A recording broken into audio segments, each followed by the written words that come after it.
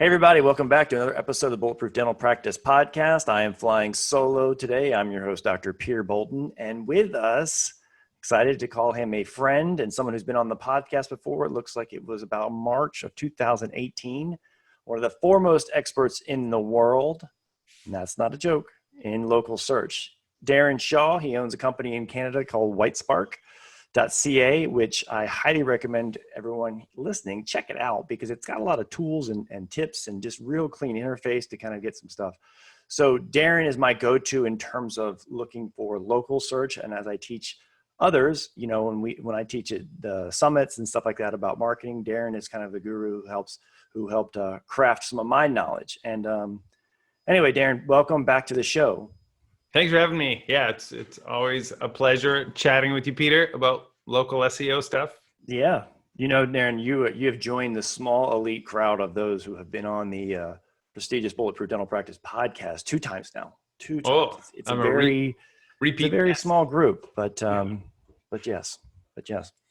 So I was looking at our podcast. I was listening to, because I do a lot of research for the podcast. I was looking at the podcast of what we had done and talked about in 2018. To kind of think like what's changed, because, you know, on online marketing and things like that, things change pretty rapidly, right? Yep. Especially in the social space. So what I was thinking was like how much it has changed. And honestly, you had a lot back then is pretty true today, I think. Would you agree that there hasn't been these revolutionary new changes in the local SEO space? I would definitely agree with that. And I would say like you could almost make that statement anytime you ever talk about local search, even going back to like 2010. It has not changed a lot, but there's like little things, little tweaks, but the fundamentals often just stay the same. Darren, actually thinking of you saying local search, can you do me a favor and just kind of illustrate, because, you know, I live in the marketing space a lot and you live in the marketing space a lot, and we throw terms around like local search, like everyone should know what the hell that means. Can you bifurcate and just say, like, you know, everyone's heard of SEO, but can you distinguish, yes, all the worlds play together online, if you will, right? Like social plays with this, plays, you know, local plays with organic, but can you kind of like tell us globally what the difference is between the two? Yeah, 100%. So the local search is really focused on ranking in the map pack. So you run a search for Dentist City, you see the little 3-pack that has the map at the top and then the 3 listings. So local search as an industry is focused on that map pack. And then beyond the map pack, if you click more places, you'll go to what's called the local finder. And it's just like, how do I rank in that? How do I rank in maps? And so the other search is all the blue links underneath that. That's like traditional SEO. How do I get my website ranking in Google? Local search is focused on how do I get my GMB listing ranking in the local pack or local maps. So that's kind of the differentiating factor between traditional SEO and local SEO, which is local search. Good. So, and in, you know, and correct me if I'm wrong, but kind of focusing on some of the tactics for one can usually, you know, they live synergistically. Is that true or false statement? It is true. Yeah, it is true. And it's like, in order to rank really well in the local pack, you can't ignore that organic side of things. So your website's very important for ranking in the local results. And your links to your website are also very important for ranking in local results. Yeah, so that's a good thing. I'm glad you're talking about that. So, you know, when people talk about SEO, right, usually they're talking about in the context of your website and how many little inbound links you have. You know, your on-page SEO, meaning how well your site is structured, even things down to, you know, are your images coded correctly and things like that. And then, so what would the components be of a local SEO, right? It's so local SEO has 5 pillars. The 2 of them you just mentioned, your website, content, optimization. The second thing being the links to your website. So that actually does factor into local. But then local has these 3 extra things. And those are your reviews on Google and reviews on other sites around the web. Your GMB listing itself, like, you know, the business name, like keywords in your business name, is a big ranking factor, though you're not supposed to spam that. They should be legit. Your categories that you have selected in GMB, And then behavioral metrics, like are people engaging with your GMB listing? Are they looking at your photos? Are they reading your posts? All that kind of stuff has an impact as well. And then the third thing on the local side would be citations. And so a citation is a listing with your business's name, address, and phone number around the web. And typically that's on sites like yellowpages.com or Yelp or, Health Grades. All of those that mention your business's name, address, phone number, those are called citations. So the more of those you have, the more reviews you have, and the more enhanced and optimized your GMB listing is. Those three things combined with the website content and links, now you're starting to really rock it in local search. Yep. You're outranking your competition. So, your industry you guys refer to it just as NAP, and it's an acronym for name, address, and phone number. What I found super interesting as I dove into the local SEO kind of wormhole was that the discrepancies across the web, whether it was phone numbers when I used call tracking numbers, addresses where sometimes the syntax was different, and ideally, correct me if I'm wrong, you want to make sure that the address that Google has is replicated at scale. Name, address, and phone numbers is from your GMB profile is replicated at scale to all these other syndicated sites like the Yelp. You just want to make sure there's continuity so that Google knows, yes, this is you, and I'm going to give you credit for this citation.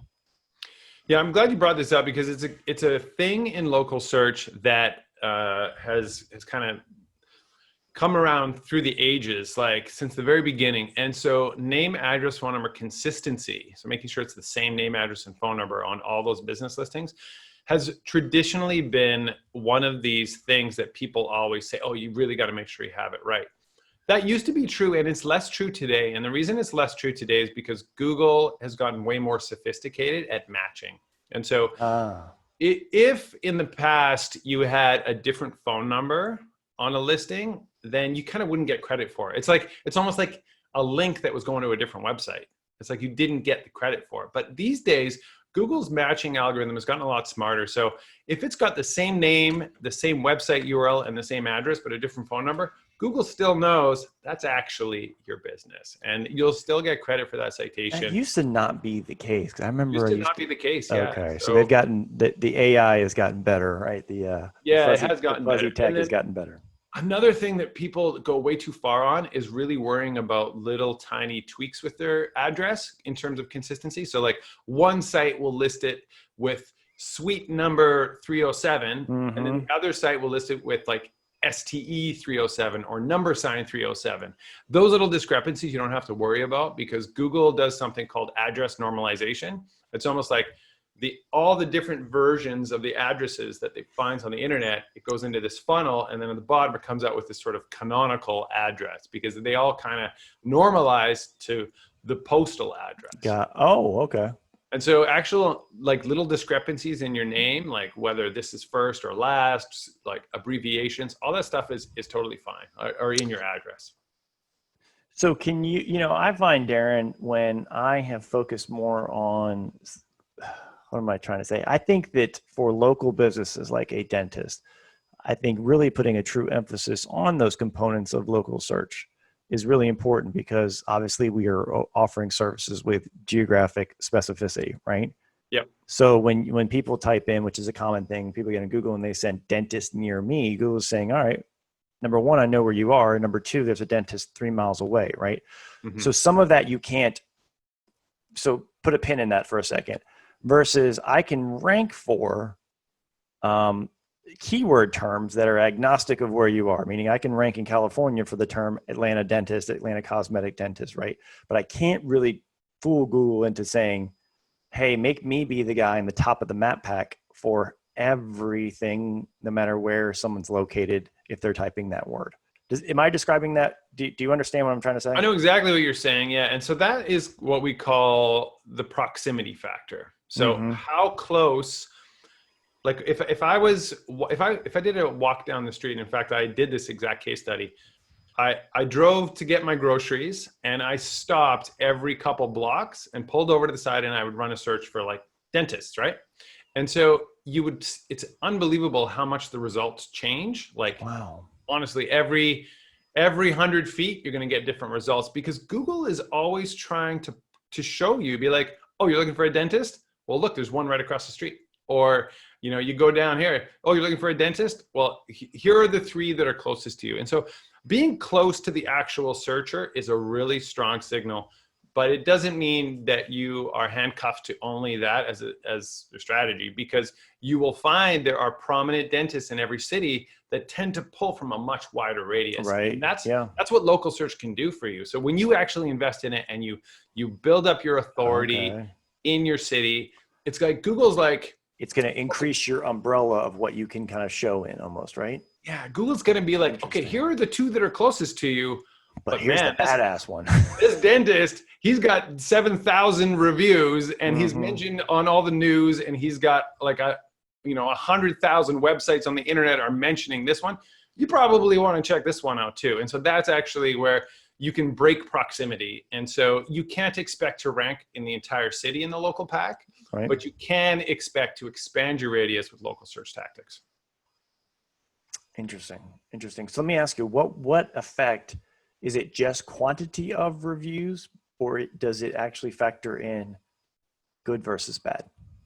It does factor in what we call sentiment analysis. So that's like, are people complaining about this or that? And another huge factor actually is keywords in the reviews. And one tip I always like to tell business owners is, when you send your review also ask them to mention what service they had, because then you're getting those keywords. So if someone talks about Invisalign or someone talks about crowns, then what ends up happening is, if someone goes Crowns City, then let's say there's a dentist that has 150 reviews that all mention crowns, that can give you more prominence for that specific term. Just in the text or actually in the title of their review? Because you know how you get a chance to write, I don't know if it's the first words that become the title, but sometimes the title becomes the keyword, or just in the text. In the title probably helps a little bit. In Google, I don't believe you can put it like a title, as you say that. Other sites will let you do that. Okay. And also, it's important to diversify your review asks. Make sure you're asking on not just one site. So some people make this mistake where they've signed up for something like Trustpilot and they just put all the reviews over there, and they're not focusing on Google. Google's obviously, in my opinion, the #1 site. You should put your majority there. 100%.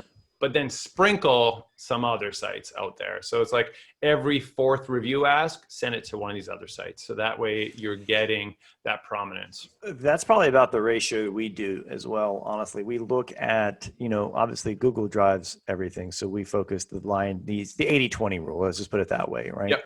That's great. So 80% of our reviews we're asking for Google, especially when we see, and I do mine organically. I don't outsource it to a service like my review ask. I don't outsource it to like a Podium or a Bird Eye.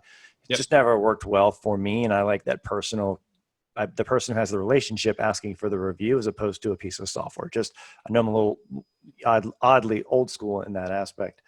But I kind of lost my train of thought as I was thinking about a million things of saying that. But diversifying across different review sites. Oh yeah. So but especially if I see a Gmail address, right, as their email, because then it's literally 2 buttons, and then they can be, it's literally 30 seconds and the review is done for them. And we kind of tell them that, but if it's something else, or I found out that they are quote unquote a Yelper, then I will leverage that to let them do, I say, if you don't have a Yelp account, do not bother and set that up, because it will be screened and we will never see your review. But if you are a Yelper, then I would really love you to leverage your review on Yelp versus Google, because you just can never get reviews to stick on Yelp. Yeah, unless they're really active. Unless they're an active Yelper. That's what I'm saying. Yeah. Unless they're a Yelper and they have history and they've already had reviews posted. Yeah. People think that you can I signed up for a Yelp account and left you a review. Thank you so much. That was a waste of time. Totally. If they've just because they're all filtered, they're there, but no one will ever freaking see them. Yelp's filter is really aggressive. And so it is. It sucks. Unless the person is leaving a ton of reviews and they're active and they're always signing into the app, then your review is probably not going to stick. Yep. People are pretty down on Yelp right now in terms of the, especially in the ad space, people spending. Me too. Yelp sucks. Yelp. I am not saying that just in case they're listening, because I do run few little things on that. So just kidding. Yeah. Like You the know, it can rigorous be a thing. real prominent business booster, but their aggressive sales tactics bug me. Aggressive. Yes. And their aggressive filter bugs me too. It's like, oh, come on. Like that's a legit review from a real customer. Why are you filtering it? It's funny though in dentistry, Darren, and I'm guilty of this as well. Like sometimes you throw things, you get aggressive with your marketing, and then, you know, yes, you should track things and know where your clicks are coming from, and then know, but sometimes you don't know what's worked. And so I just confession is that I did a lot of things with Yelp, and we were getting the new patients that I was targeting in terms of the numbers, but I was almost too afraid to pull back on that. And it Mm-hmm. wasn't until COVID happened where I just stopped everything for a second and Yep. was like, all right, I'm just going to recalibrate here and see what our spend is, because it was getting out of control. Yep. And ironically, I haven't turned the Yelp back on, and our new patient numbers are higher than they've ever been. So I don't know if the data is there, other than just, you know, don't ever be afraid to turn the faucet off. But I know, because I talk to colleagues, that sometimes Yep. we just get so scared to turn off the lifeblood of our practice that we set it and forget it, Mm-hmm. and only add to our spend as opposed to quantify what's actually yielding results. Sure. And that's a dangerous proposition, because look, we're busy doing dentistry, we're busy running a business, right? We don't have time to sit at the computer and say like, okay, this click came from here and then it went to here and then it spent money. Like no one got time for that. Totally. Well, So, you know, going back to your comment about citation consistency, mhm. Yelp is one that, especially if you have any kind of ad spend, I would not stress about the citation consistency, and I would get call tracking set up. So you can use a service like CallRail and get a special call tracking number that you put on your Yelp listing. That way you can actually quantify it, and you can know how many calls are we getting from Yelp. We're spending whatever X thousand Well, they a say month. they do it for you. Should I not trust their data, Darren? Well, they may have put a call tracking number on for you if you have a paid account and that's part Yeah. of your package. But if they didn't, you might want to consider. That's a good idea, right? Yeah. Because I've always been in opposition of a lot of call tracking numbers, simply for the fact that I tell people it messes up your NAP. And now everyone knows what NAP is. If you've been tuning in, you're experts now in local search. It screws it up across, and because you never know what's going to be picked up, and then can just confuse things at scale. Right. So that's a good tip, is only use it in areas where you actually really want to track and test, and quantify what your ad spend is on. Yeah, you don't want to overdo it. Like I've seen real messes where like a Right. company has put a call tracking number on every site on the internet, and that's a disaster. Or landing But- pages even. You can see them so far as like landing pages. Yeah.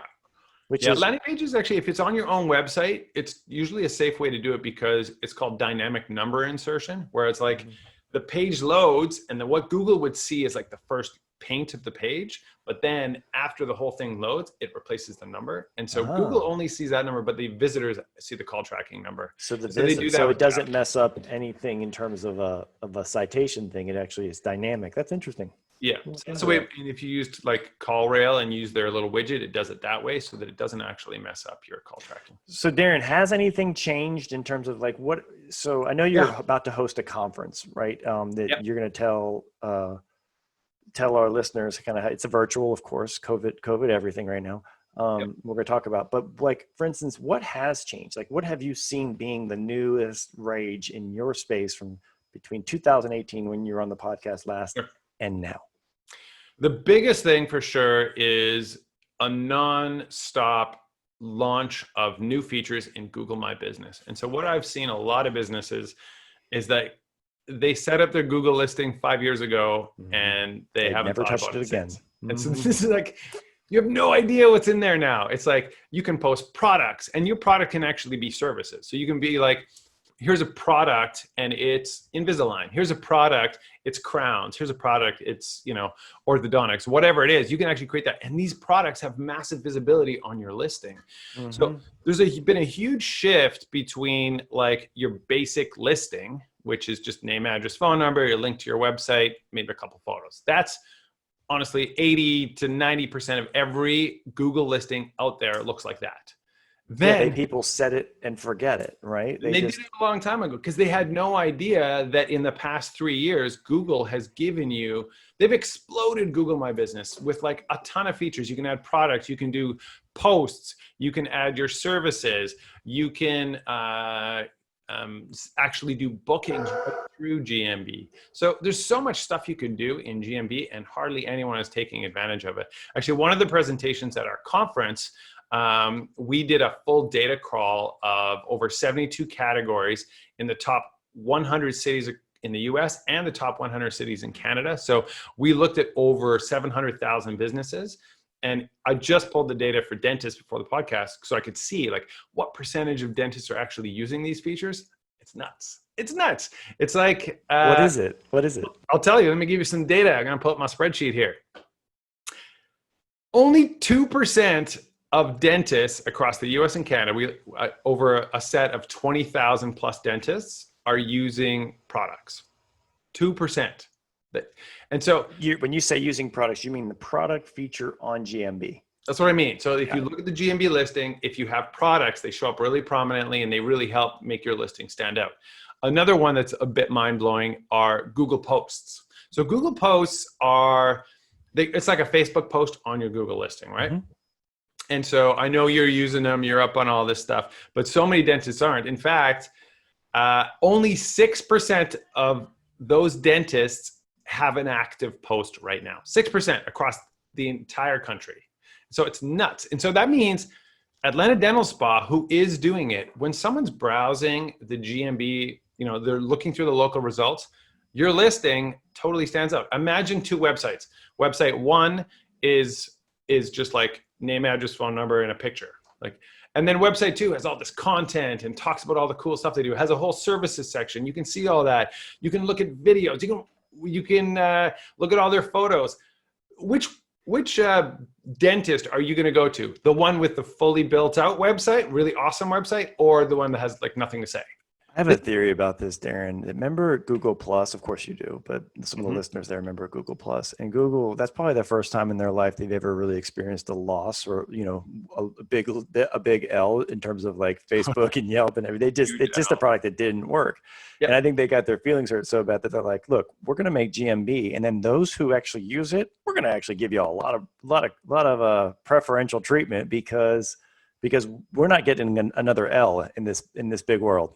Yeah, they are building the hugest W with Google that you've ever seen, and there's really good data Mike Blumenthal has put out showing the growth of Google and the decline of Yelp and Facebook in the local business space. They are winning that space so hard because particularly it's their local guides program. So people are incentivized with points. I've seen some of those people. System to add photos, add reviews. Mm-hmm. Help other people discover new businesses all through the Maps app. And so their local guides program has really built up, and you'll see the review growth. GatherUp is a company that does like reputation management, review acquisition software. And you can see the growth of reviews on Google has just exploded, and Yelp is losing so bad. Like Yelp used to have much more of a dominance in the space, but now everyone's just going to Google to leave reviews, and businesses are sending people to Google to leave reviews, and they're not sending them to Yelp anymore because Yelp shot themselves in the foot when too strict. They made their filter so strict. And so Yelp will slowly die off. Google's going to win. And Google, and it's like people are actually using the Maps app on their phone for discovery now. I do that. It's kind of a new As a user, I do that. Yeah. Before you might have used TripAdvisor, or you might have gone to your Yelp app and be like, oh, what restaurant should I go to? But now it's like Google Maps app has become so prominent, and it's become such a great resource. Now it's a search engine almost.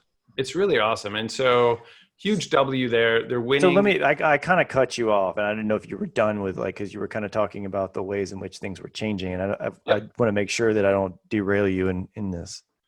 Yeah, I would say, so GMB, getting in there, optimizing your listing, that's a huge change, huge opportunity for every dentist. I think that those numbers I presented, only 2% have products, only 6% are actively using posts. Another one that's a little bit mind-blowing is that Google has a little link in your GMB profile for book an appointment. Mm-hmm. You know how many dentists are using that? Sub 10%? It's not that bad, but it's only 28%. Okay. 28%. That means 75% of dentists could have a direct link to booking an appointment on their Google listing, but they haven't done it. Isn't that a So third-party service they utilize? I mean, how do they? there's two things. There's one, it's called the appointment URL, and it's just like you put a link to your website where people can schedule appointments. The other Appointments one is, on your site itself, right? yeah, so you're just linking to your website. Okay. The other piece of it is the actual booking engine, and that's Mhm. kind of new, and not everyone has that. But you have to connect with a third party. So it depends on what system you use for your bookings, but Right. you can turn that on too, which is fantastic, because then you actually book right on Google. You think, and then the calendar comes up, it's like right there, and you just choose your time slot and you choose your service, and you're booked, right? And 28% of dentists are utilizing that. 28% have an appointment URL. And so, that Interesting. number is not bad considering the other two numbers. That's shocking to me, high in terms of what the previous two data points you'd given. Yeah, totally. The other data points are the biggest concern, because this is a funny thing. This is the way this is my analogy for Google Posts. How many of you are spending money on Google Ads? Probably a vast percentage of you. Let's say Google said, hey, do you want free advertising on Google? How many of you would say yes? You'd be like, yeah, totally, I would do it. That's what Google Posts are. It's a free ad. You can put a nice, beautiful image. You can have it link it right to your website. It's free advertising on Google, and only 6% of people are taking Google's free ads and putting those ads on their listing. It's really phenomenal. We treat it in rotation as meaning get a piece of content. We treat it as rotation to the same way we do Facebook, the same way we do Instagram, right? It's on rotation, the same kind of context of treatment. It's not social per se, but we definitely want to leverage it in terms of if it's a service. Like we talked about in the mastermind, Darren was on our mastermind call the other night for the clients that we work one-on-one with. And also, like I told him the summit, if Google's got the feature offered, they're not doing it because they just want to be nice. They're doing it because there's actually going to be an advantage to you complying with them taking advantage of their tech. Basically, they're doing it to win. Right? Yeah, they just want to be. And if you play the game, then sometimes you can win too. Yeah, and this just happened. You can now start getting this Google Guaranteed badge on your GMB listing. This is rolling. That. What is that about? Rolling out, and you got to pay $50 a month for it. And so then it's a program you can enroll in. And so I don't think it's come out. I don't think it's for dentists though. Not yet, but it's coming. Guaranteed. Really? Guaranteed, yeah. And so they're monetizing that stuff, right? So Google's added all these features, getting people hooked on, wow, Google is a really great platform for driving business. You want to make it even better? $50 a month. I saw that badge and I was like, and who wouldn't pay $50 a month, right? For that. Yeah, right. I was like, we're getting this. And it was like, it wasn't for service industries. It was for just, items or something. I couldn't remember. No, it was like only certain things like services, like lawn landscaping or something. I can't remember what it was, but it was very, very commoditized, services that you would get. A lot of the home services. Home services. Plumbing, that's what I was looking for. Plumbing and furnace repair and all that kind of stuff. That's where they've really rolled this out in what's called the local services ads. And then there is a separate like pack that appears first. It's like, these are all the Google Guaranteed plumbers in your area, and here's the local pack. And so everyone in local search thinks that they're rolling that out to pretty much every category. Really? Dentists, professional services like dentists, absolutely. That'd be amazing. Yeah, it's coming. And then if you didn't do it, now, like, okay, I'm looking for a new dentist in my city. Here's 20 that are guaranteed, and here's, the other 400 that are not guaranteed. Who am I going to call? Right? No brainer. I mean, it becomes almost, we as dentists, if you're wanting to play the game, if something like that is offered, it almost becomes mandatory. 100% mandatory, which Google knows, which is why they're going to make so much money. All right, so Darren, let me refer some people to. I want to talk about your website, because it's not just a hey, use us, give us money kind of website. You actually have a lot of tools that are free, and I would encourage everyone to go to whitespark.ca. It's a tool. I have to tell you, and thank you for one of the tools you created has really helped us in terms of getting reviews much faster, because Google review process, especially if you ask for it manually, is a little clunky. It is. We were experiencing not a direct link to your. Yeah, you had to navigate to here and then go here. You had to tell people what to do, right? And you have a kind of I don't know the exact name, but it's like Google shortcut tool or Google Review Link Generator. yeah, Google, there you go. Yeah, that's a mouthful. And literally we just and you make in your tool on the website, you basically put in your name for where you want what your company business, it pops up, and then it gives you a magic link, and then you just send that magic link to people, and it works on mobile, it works on whatever, and it goes right to the where people would start inputting stuff. So it really helped. I would say our compliance went up massively when we started utilizing that tool is what I'll say. Our ask went up massively. Yep, totally. Yeah. And so that's a free tool, Google Review Link Generator. You got a lot of them on there, dude. It's cool. I love to see, I know that's an inbound thing for you and you get a lot of traffic, which then leads to your business growing, but it does serve a lot of value. 100%. Yeah. Another good free one is our review checker. So you probably haven't even used this because it's fairly new, but you can put in your business and it's going to scan and show you all the places on the internet you have reviews. And so it'll get your Google reviews, it'll get your reviews on Facebook, whatever. So it pulls all that stuff in. So it gives you a nice report, but then it also will take your category, which let's say is dentist, and look at all the other dentists in your city and then give you a score based off of how are you stacking up against your competitors. And so this is just a free little report that shows you, wow, look, I'm getting all these reviews on like health grades, whatever. So it'll actually pull them all in one little spot for you. It's a really cool tool. Free. So I want to give a couple seconds. I know you're having a summit and everyone's in, we as dentists have been a little deprived of summits right now. I know I wasn't able to have one. Obviously you're having a virtual one. Yeah. And as we hit record, like some of the names you mentioned, are friends that you hobnob with, but are the foremost experts in the industry. And you're hosting, White Spark is hosting a virtual summit. I think the price point was really good and you're offering even further discounts for Bulletproof listeners. Can you kind of unpack the curriculum, if you will, of this digital summit? Yeah, so I have 34 speakers, names like Mike Blumenthal, Joy Hawkins, David Mim, Rand Fishkin, myself. I'll be releasing the local search ranking factors survey for 2020 at the summit. It's a free conference. It's 3 days, September 15th to 17th. You can sign up for free and attend the live conference for free. If you wanted to have access to the recordings, we have 2 packages. One's to access them for 30 days. How does that work? Why would you hold a free? So it's because like from White Spark's perspective, I want 10,000 attendees. You want to create awareness. Virtual summit. It's branding, it's exposure, it's marketing for us. And so the free part is that.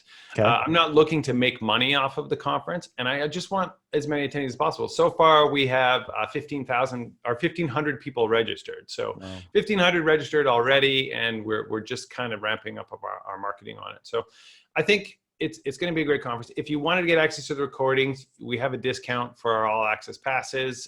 You just use the promo code Bulletproof. You can sign up for it. It's summit.whitespark.ca. So it is just everything about. I'll put that in the show notes too, everybody. Yeah. So it's summit.whitespark.ca. Not .com. Conference, every aspect of local search is covered. How do you get more links to your website? How do you do citations properly? How do you improve your reputation, get more reviews? How do you rank in local search? It's basically the whole conference is focused on. Darren, do you guys still work with individual companies? I mean, I know I was lucky enough early on in our relationship to work with you personally. Or your company personally. Do you guys still take on? We do. We have developed a service called our GMB management service, which really, like all those stats that I talked about where dentists are not taking advantage of their GMB features. You can hire us, we'll do it for you, and it's inexpensive. It's only $350 a month, and we manage everything to do with your GMB, plus we'll audit your website. We get a fantastic review strategy rolling for the business. So we just really make sure that you shine on GMB, and it does impact rankings, but it's also a conversion thing. Like when you look at those numbers, like 80% of dentists aren't taking advantage of these features. We make your listing stand out against the competition, and so you drive more leads from Google. That's the whole service. It's $350 a month, and you can sign up at the website. Oh, and I got a 10% discount for listeners for this as well. Same discount on White Spark for any of our products and service. It's Bulletproof. Just use Bulletproof, and you'll get 10% off anything that you sign up for at White Spark. Awesome. Well, Darren, you're a gentleman for coming back on again recently, and I know you kind of, like I said, you leaned into our mastermind. You've already been on the podcast once, but that was an amazing. I felt like we were fire hosing people, which is the way we like to deliver value around here. It's just really giving people, they can review it if they can re-review the content. We don't slow down, but it was amazing stuff. I learned a thing or two here as well. And I just thank you so much for spending your time with us today, pal. It's a pleasure. Always love chatting with you, Peter. And thanks a lot for having me. You're welcome, buddy. Take